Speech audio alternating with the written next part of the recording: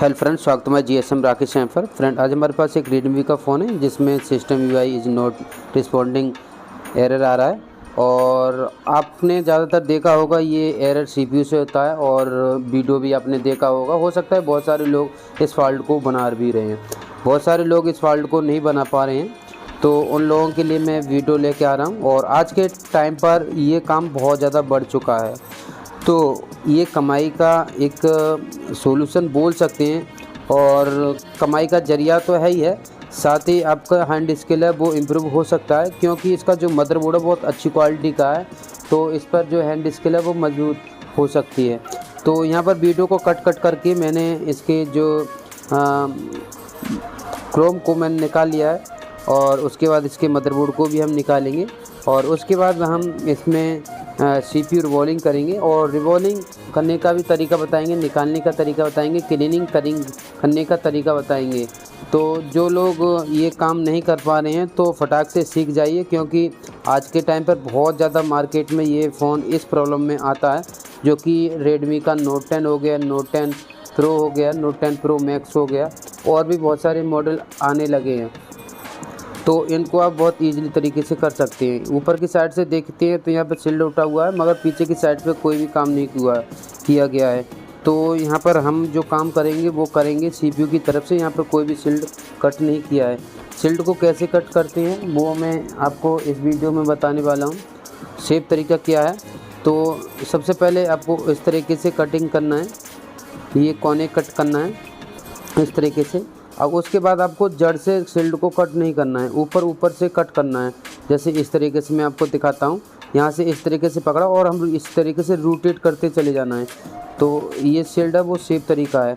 बहुत सारे लोग जड़ से उखेड़ देते हैं, ट्रे को उखड़ जाता है, और उसके बाद जो सेकेंडरी लाइन मदरबोर्ड की लाइन होती हैं अंदर जाती हैं, तो वो टूट जाती हैं और उससे और प्रॉब्लम बन जाती है। तो अगर आप सेफ तरीके से काम करते हैं तो ये प्रॉब्लम को वन टाइम में सोल्व कर पाएंगे। अगर आप सेफ तरीके से काम नहीं करते हैं तो काम में और ज़्यादा बढ़ जाएगा। तो शील्ड को हमेशा याद रखें, ऊपर की तरफ से इस तरीके से काटें, जो मैं आपको यहाँ पर दिखा रहा हूँ। और इसके लिए आप अच्छा कटर रखें। मेरे पास कटर है वो ख़राब हो गया, तो मैं इसी मार्केट वाला यूज़ कर रहा हूँ, क्योंकि अभी मेरा दिल्ली का चक्कर नहीं लगा है। तो मैं जाऊँगा बहुत जल्द, तो वहाँ से फिर से माल लेके आऊँगा, या फिर ऑनलाइन भी मंगा लेंगे। तो यहाँ पर मैंने शील्ड को कट कर लिया। इस तरीके से आपको शील्ड को कट करना है। अब मैं आपको यहाँ पर जो पेस्ट है वो दिखाता हूँ। ये पेस्ट को आपको हटा देना है, और पेस्ट को हटाने के बाद आपको इसकी जो ग्लू कटिंग है वो करना है, और यहाँ पर CPU को ओपन करना है सेफ तरीके से। तो माइक्रोस्कोप के नीचे आ चुके हैं। यहाँ पर आपको शील्ड दिखाना चाहूँगा। इस तरीके से मैंने शील्ड को कट किया है। ऊपर की साइड से मैंने नीचे से जड़ से कुछ भी नहीं पकड़ा है, और यहाँ पर काफ़ी ज़्यादा स्पेस भी हो चुका है इस CPU को निकालने के लिए। और ये CPU छोटा होता है, इसमें जो CPU का नंबर है SM 7150। अभी मैंने पीछे वीडियो बनाया था 6150 का, और 6150 7150 ये 2-3-4 CPU हैं। इनमें बहुत ज़्यादा फॉल्ट देखने के लिए मिल रहे हैं, और ये ज़्यादातर CPU MI के फ़ोनों में ज़्यादा दिक्कत कर रहे हैं। बाकी की फ़ोनों में तो और फ़ोनों में और ब्रांड में भी लगा हुआ है, बट इतना प्रॉब्लम नहीं करता है। तो अब यहाँ पर हम ग्लू कट करेंगे। तो ग्लू कट करने के लिए आप SMD मशीन जो आप डिजिटल यूज़ कर रहे हैं तो आप 200 से 250 के बीच में रख सकते हैं। अगर डिजिटल यूज़ नहीं कर रहे हैं तो आपको टेम्परेचर रखना है, जो आप किसी भी IC को निकालते उससे आधा, तो अंदाजे से रख सकते हैं। तो मेरे पास तो डिजिटल SMD मशीन नहीं है, इसी से काम हो जाता है। बहुत सारे लोग बोलते हैं कि नोज़ल आप छोटा यूज करते हैं। भाई इस वीडियो में और भी वीडियो में आपने देखा होगा, मैं इसी 10 साल से यूज कर रहा हूँ। अभी गला भी नहीं है और ख़राब भी नहीं हुआ है। ये जंग पकड़ गया है, ये इसका जो स्क्रू है वो खुलेगा नहीं, इसलिए मैंने चेंज भी नहीं किया है। जब ये ख़राब हो जाएगा SMD मशीन तो चेंज ही कर दूँगा। अभी ये ख़राब नहीं हो रहा है, पता नहीं अभी तो चलने वाला है। अभी तो इसे हो गया 12 साल हो गया, 12 साल का ही नोजल है। 12 साल में अभी इसका जो एलिमेंट है वो शायद 2 या 3 चेंज कर दिए। अभी कोई प्रॉब्लम नहीं है। क्विक का 850A है पुराना वाला मॉडल। जो लोग पूछते हैं SMD कौन सा यूज़ करते हैं, तो भाई मैं बहुत पुराना वाला यूज़ करता हूँ।